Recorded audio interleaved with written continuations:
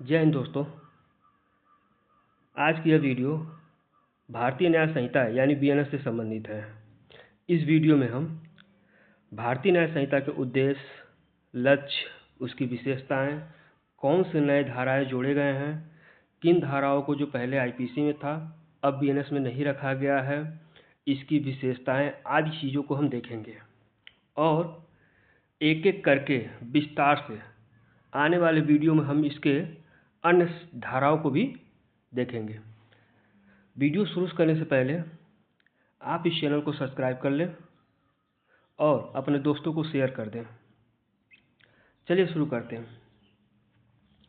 भारतीय न्याय संहिता यानी बीएनएस समाज समय के साथ विकसित होता है और इस निरंतर बदलते समाज में इंसानों की आवश्यकताओं के अनुसार आवश्यक परिवर्तन होते हैं। भारतीय न्याय संहिता 2023 इसी का परिणाम है।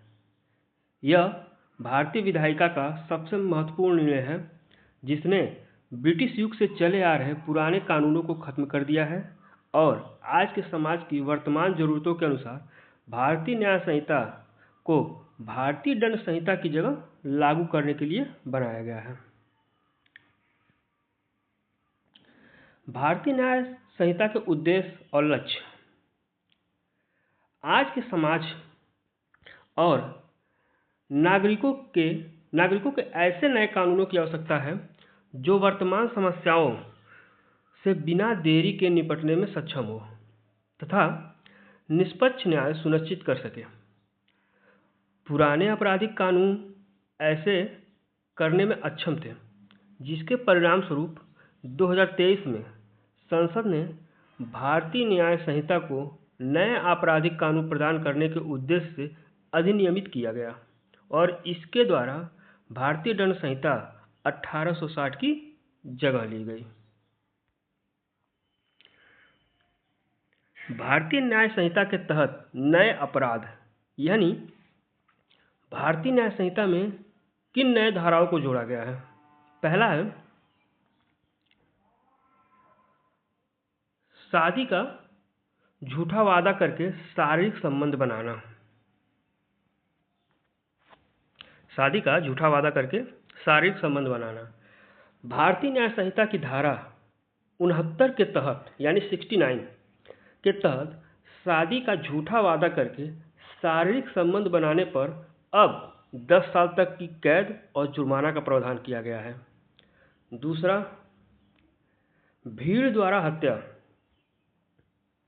जाति, पंथ, धर्म और समुदाय के आधार पर भीड़ द्वारा हत्या जैसे अपराध के लिए अब आजीवन कारावास और मृत्युदंड जैसे प्रावधान किए गए हैं। तीसरा, संगठित अपराध।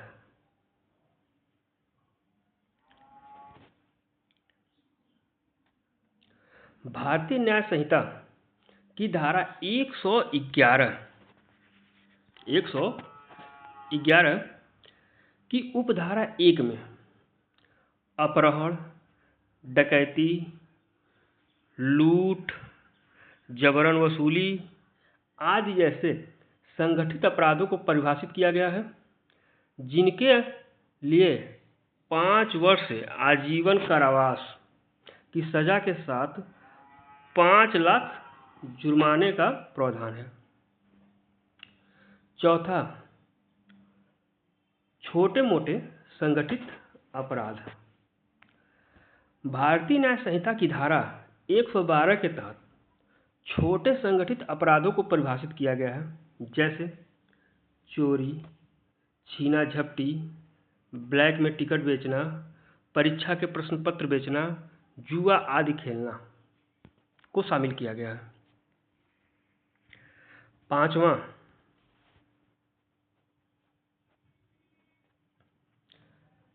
आतंकवादी कृत्य। धारा 113 आतंकवादी कृत्य को परिभाषित करती है, जिसके अनुसार किसी व्यक्ति द्वारा भारत की एकता, अखंडता, संप्रभुता, सुरक्षा या आर्थिक सुरक्षा को खतरा पहुंचाने के इरादे से आतंक फैलाने के लिए किया गया कार्य है, जो मृत्यु या आजीवन कारावास से दंडनीय है। यदि इसके परिणाम स्वरूप किसी व्यक्ति की मृत्यु हो जाती है और किसी अन्य मामले में 5 वर्ष से आजीवन कारावास की सजा के साथ जुर्माने का भी प्रावधान किया गया है। 6वां, आत्महत्या का प्रयास करना। धारा 226 के तहत किसी लोक सेवक को उसके कानूनी कर्तव्य का पालन करने से रोकने के लिए आत्महत्या का प्रयास करने पर 1 वर्ष तक का कारावास, जुर्माना या दोनों या सामुदायिक सेवा का प्रावधान किया गया है।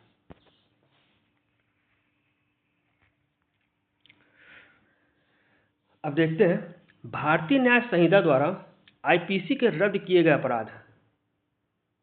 पहला, अप्राकृतिक यौन संबंध, अप्राकृतिक यौन अपराध। भारतीय न्याय संहिता ने अप्राकृतिक यौन अपराध से संबंधित भारतीय दंड संहिता की धारा 377 को किसी ऐसे प्रावधान के उपलब्ध कराए बिना ही हटा दिया है जो पुरुषों के साथ होने वाले यौन अपराधों से निपटने में सक्षम हो। दूसरा, व्यभिचार। आईपीसी की धारा 497 को लैंगिक असमानता के आधार पर सुप्रीम कोर्ट ने 2018 में रद्द कर दिया था और अब इसे भारतीय न्याय संहिता द्वारा हटा दिया गया है। नेक्स्ट, ठग। भारतीय न्याय संहिता से आईपीसी की धारा 310 को हटा दिया गया है जिसमें ठग की परिभाषा दी गई है। अब देखते हैं भारतीय न्याय संहिता द्वारा लाए गए कुछ अन्य प्रावधान, जैसे सबसे पहले फर्जी खबर। भारतीय न्याय संहिता ने फर्जी खबरों के मामले से निपटने के लिए भ्रामक और झूठी खबरों के प्रकाशन को अपराध घोषित करने वाले नए प्रावधान पेश किए हैं। दूसरा, राजद्रोह। सर्वोच्च न्यायालय ने कई बार भारतीय दंड संहिता की धारा 124A को राजद्रोह के अपराध से संबंधित है को असंवैधानिक बताया है। इसे हटाने के बजाय भारतीय न्याय ने इसे पुनः लागू कर दिया है। तीसरा, अनिवार्य न्यूनतम सजा। भारतीय न्याय संहिता यानी बीएनएस ने अनिवार्य न्यूनतम दंड के सिद्धांत प्रस्तुत किया है जिसमें दोषी को दंडित करने के लिए न्यायाधीश की विवेकाधीन शक्ति को छीन लिया है। दोषी को दंडित करने के लिए न्यायाधीश की जो विवेकाधीन शक्ति है उसे छीन लिया है। चौथा, सार्वजनिक संपत्ति को नुकसान पहुंचाना। भारतीय न्याय संहिता के तहत अब सार्वजनिक संपत्ति को नुकसान पहुंचाने पर नुकसान के बराबर ही जुर्माना लगाया गया है। चलिए अब देखते हैं भारतीय न्याय संहिता की मुख्य विशेषता क्या है। पहला, सरल व स्पष्ट। पहले भारतीय दंड संहिता में एक धारा अपराध को परिभाषित करती थी और दूसरी उसकी सजा का प्रावधान करती थी, लेकिन अब भारतीय न्याय संहिता में जो धारा अपराध को परिभाषित करती है वही उसकी सजा को भी प्रावधान करती है। दूसरा, आधुनिक अपराधों के लिए दंड का प्रावधान। भारतीय न्याय संहिता में वर्तमान समय की समस्याओं से संबंधित अपराधों को निपटने के लिए पर्याप्त प्रावधान उपलब्ध कराती है। तीसरा, पीड़ितों की सुरक्षा के लिए बेहतर अधिकार। भारतीय न्याय संहिता में पीड़ितों की सुरक्षा और पुनर्वास सुनिश्चित करने के लिए पहले से अधिक मुआवजा प्रदान करने वाले प्रावधान जोड़े गए हैं। चौथा, महिलाओं और बच्चों से संबंधित अपराध के लिए विशेष प्रावधान। भारतीय न्याय संहिता महिलाओं और बच्चों से संबंधित अपराधों जैसे यौन उत्पीड़न, घरेलू हिंसा, नाबालिग बच्चे का अपहरण, वेश्यावृत्ति, बंधुआ मजदूरी आदि के लिए सख्त से सख्त सजा का प्रावधान करती है। 5वां, जुर्माना लगाकर छोटे मोटे अपराध से रिहा करना। अदालतों से लंबित मामलों के बोझ को कम करने के उद्देश्य से भारतीय न्याय संहिता में छोटे और मामूली अपराधों के संबंध में जुर्माना अदा करके रिहाई का प्रावधान कर दिया गया है। अगला,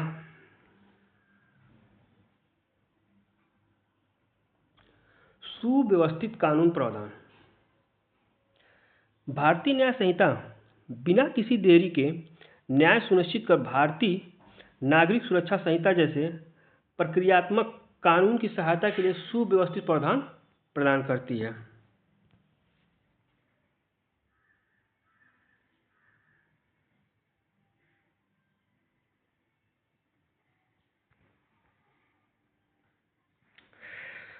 दोस्तों, ये फिर से आ गया है, जिसे अभी हमने आपको बताया, ये दोबारा आ गया। चलिए इसके आगे बढ़ते हैं।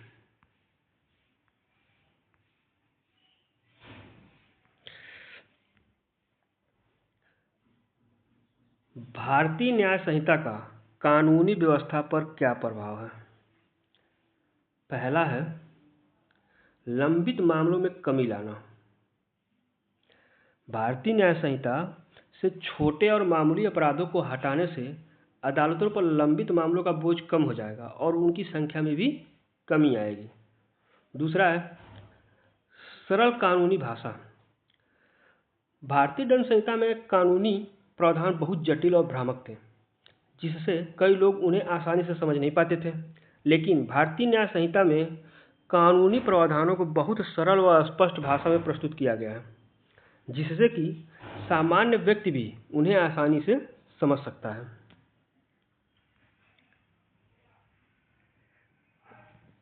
तीसरा, अंतर्राष्ट्रीय कानूनी मापदंडों पर खरा उतरने का प्रयास। भारतीय न्याय संहिता भारत की कानूनी व्यवस्था को वैश्विक मानकों पर खरा उतरने का ईमानदार प्रयास है, जो आधुनिक समय की चुनौतियों का सामना करने में सक्षम है। अब आगे देखते हैं भारतीय न्याय संहिता के लिए चुनौतियां कौन कौन सी हैं। पहला, नए कानून उचित प्रशिक्षण सुनिश्चित करना। नए आपराधिक कानून को जमीनी स्तर पर प्रभावी और कुशल बनाने के लिए न्यायिक अधिकारियों और कानून लागू कराने वाली एजेंसियों को उचित प्रशिक्षण देना आवश्यक है। दूसरा, नागरिकों में कानूनी जागरूकता फैलाना। कानून चाहे कितना भी प्रभावी और कुशल क्यों न हो, उनका कोई लाभ नहीं है जब तक कि वह जनता जिसके भले के लिए वे बनाए गए हैं उनके बारे में जागरूक न हो। इसीलिए न्यायहित में आवश्यक है कि नागरिकों को उन कानूनों के बारे में जागरूक किया जाए जो उनके हितों की रक्षा के लिए बनाए गए हैं।